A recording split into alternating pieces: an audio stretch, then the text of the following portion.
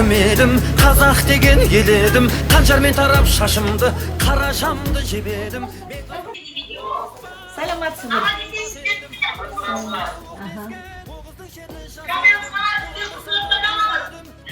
Жақсы. Сатып алушы да. Рахмет, рахмет.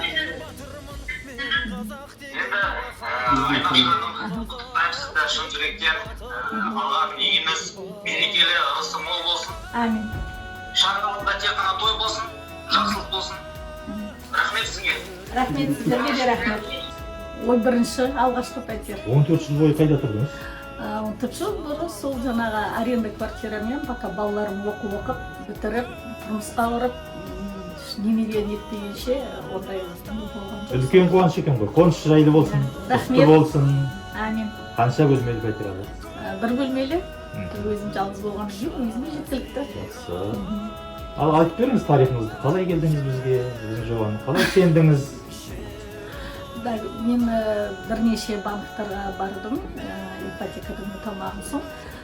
Жұмыста бір юрист жігіт бар еді, бала осында келіп консультация алған екен жаңағы салтанаттан.